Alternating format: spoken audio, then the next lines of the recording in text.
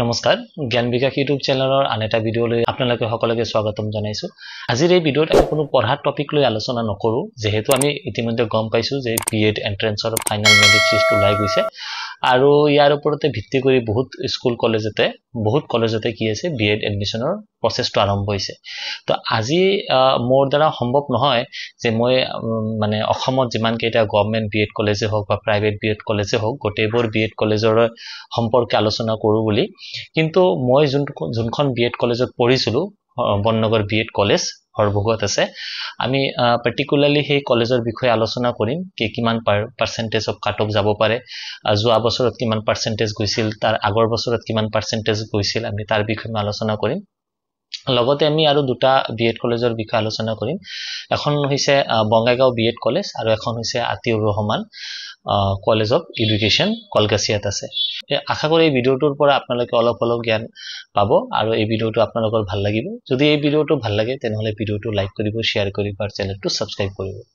তো আমি দেখা পাইছো যে বিএড এডমিশনৰ প্ৰচেছটো ইতিমধ্যে আৰম্ভ হৈছে, বহুতে কলেজতে আৰম্ভ হৈছে, 17 আগষ্টৰ পৰাই আৰম্ভ হৈছে আৰু ফৰ্মবোৰ কোনোবা কলেজত 19 আগষ্ট, কোনোবা কলেজত 20 আগষ্টলৈকে ফৰ্মবোৰ দিয়াৰ সাবমিশনৰ সময় থাকিব, সময়সীমা বান্ধি দিছে আৰু তাৰ পিছতে 22 তাৰিখতে কি হ'ব, 22 তাৰিখতে এটা মেৰিট লিষ্ট ওলাব আৰু কোনোবা কলেজত 24 তাৰিখ, কোনোবা কলেজত 26 বা 28 তাৰিখলৈকে এডমিশন চলিব। কিন্তু প্ৰথম কথাটো হৈছে যে আপোনালোকে ভয় খাব নালাগে। যোনবোৰ ক্যান্ডিডেটৰ মাৰ্কস কম আছে, যোনবোৰ ক্যান্ডিডেটে পাৰ্চেন্টেজ কম পাইছে বা ৰেংকত কম আছে বা মাৰ্কস কম পাইছে, সেইবোৰ ষ্টুডেন্টে যদি প্ৰথম মেৰিট লিষ্টৰ ওপৰতে ডিপেন্ড নাথাকিব। এনেকুৱা হ'ব পাৰে যে মেৰিট লিষ্টটো কি হয় মানে দিয়ে থাকে, এটা ক্যান্ডিডেটে 5 ফৰ্ম ফিল আপ কৰিছে, তাৰ মাজৰ পৰা এখন কলেজত এডমিশন পাব, তো অটোমেটিকলি তাৰ সিট বিলাক কি হয় খালী হৈ থাকে। তো আজি মই আপোনালোকৰ ওচৰত মই ডাইৰেক্টলি কম্পিউটাৰ স্ক্ৰিনত লৈ যাওঁ আৰু তাতে দেখাম যে পাৰ্টিকুলাৰলি হৰভোগ মানে বিএড কলেজত 2022-23ৰ লাষ্ট কাট অফ কিমানলৈকে গৈছে আৰু 2023-24ত লাষ্ট কাট অফ কিমানলৈকে গৈছে, যাৰ জৰিয়তে আপোনালোকে অলপ আইডিয়া পাব যদি হৰভোগ বিএড কলেজত কোনোবাই এপ্লাই কৰিছে, হৰভোগ বিএড কলেজৰ প্ৰবাবল পাৰ্চেন্টেজ কাট অফ পাৰ্চেন্টেজ কিমান যাব পাৰে তাৰ বিষয়ে আপোনালোকে অলপ এটা আইডিয়া পাব। তো পলম নকৰাকৈ ডাইৰেক্টলি কম্পিউটাৰ স্ক্ৰিনত আহো। সো প্ৰথমতে আমি বননগৰ বিএড কলেজৰ 2022-23ৰ কিমান কাট অফ গৈছে, কিমান লাষ্ট কিমানলৈকে এডমিশন পাইছে এইটো চাম। এইটো 5th কাম মেৰিট লিষ্ট আছিলে, ঠিক আছে, মেৰিট লিষ্ট কাম ৱেটিং লিষ্ট।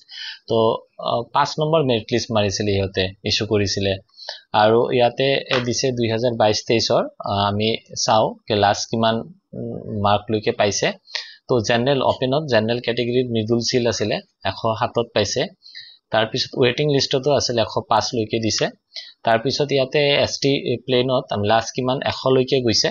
তাৰ পিছত আছে এই দুটাই আছিলে, তাৰ মানে আমি দেখা পালো যে অপেনত 107 লৈকেও যায়, মানে আনৰিজাৰ্ভ ক্যাটেগৰী এইটো, আৰু ইয়াতে ৰিজাৰ্ভ ক্যাটেগৰীত আমি কি পাইছো, এসটি প্লেন পাইছো, আমি 100 লৈকে পাইছো। এতিয়া আমি 2023-24ৰ যদি কথা আহিছে, ইয়াতে আমি চাইছো অপেনত জেনাৰেল ক্যাটেগৰীৰ লাষ্টত কিমান লৈকে গৈছে, 171, বহুত হাই গৈছিল, কিন্তু এইটো ফাৰ্স্ট মেৰিট লিষ্ট আছে, এইটো মনত ৰাখিব, এইটো ফাৰ্স্ট আছিলে। তাৰ পিছত আৰু 3টা মেৰিট লিষ্ট ইস্যু কৰা হৈছে, এইটো আপ টু ডেটটো দিয়া নাই ইয়াতে। ওবিসিত লাষ্ট কিমান লৈকে গৈছে 153, এসসি কিমান লৈকে গৈছে 122, আৰু এসটি প্লেনত গৈছে 159, আৰু ইয়াতে আছে এসটি হিল 86 লৈকে গৈছে অনলি, আৰু ইয়াতে ইডব্লিউএছত আছে 147। তাৰ পিছত ইয়াতে ৱেটিং লিষ্টবোৰ মাৰিছে, ইয়াতে আপোনালোকে দেখা পাইছে, ইয়াতে পিডব্লিউডিও আছিলে 74, ঠিক আছে, পিডব্লিউডিও 74 লৈকে গৈছে।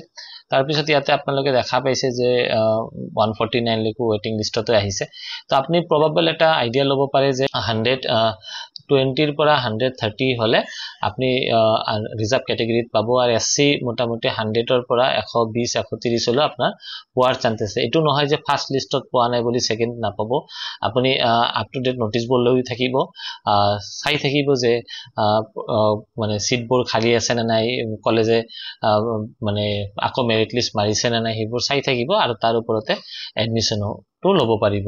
ইয়াৰ ওপৰত আমি আৰু দুটা কলেজৰটো চাম। আমি আৰু দুটা কলেজ আছে, এখন আছে কলগছিয়াৰ, আপুনি দেখা পাইছে যে কলগছিয়াৰ আতিউৰ ৰহমান কলেজ অফ এডুকেশ্যন আৰু ইয়াৰ ফৰ্ম দিয়া আৰম্ভ হৈছে 17 তাৰিখৰ পৰা আৰু 20 তাৰিখলৈকে দিয়া থাকিব মেৰিট লিষ্ট ইস্যু কৰিব 21ত আৰু ডেট অফ এডমিশন আছে 24ত লগতে আমি বঙাইগাঁও কলেজটো চাম সো বঙাইগাঁও কলেজত আপুনি দেখা পাইছে যে 17 তাৰিখৰ পৰা 20 আগষ্ট লৈকে মানডে এটো 20 নহয় 19 আগষ্ট পিছত ৰেক্টিফাই কৰিছে মানে 17 পৰা 19 আগষ্ট লৈকে হ'ব আৰু ইয়াতে ৰিজাৰ্ভৰ কাৰণে কাট অফ কৰি দিছে মানে ওপেনৰ কাৰণে 90 আৰু ৰিজাৰ্ভৰ কাৰণে 80 তাৰ তলত হলে ফৰ্মবোৰ ইয়াতে একচেপ্ট নকৰিব তো আশা কৰো এই ভিডিওটোৰ পৰা আপোনালোকে অলপ হলেও গম পাইছে যদি আপোনালোকৰ কিবা বননগৰ বিএড কলেজৰ বিষয়ে কিবা কোৱেৰি থাকে আপোনালোকে কমেন্ট কৰিব পাৰে কাৰণ মই সেইখন কলেজতে পঢ়া তেনেহলে মোৰ সেইখন কলেজৰ বিষয়ে অলপমান হলেও অভিজ্ঞতা আছে তো আপোনালোকে যদি কিবা কোৱেৰি থাকে এই ভিডিওত জনাব আৰু মই যিমানখিনি পাৰো আপোনালোকক এই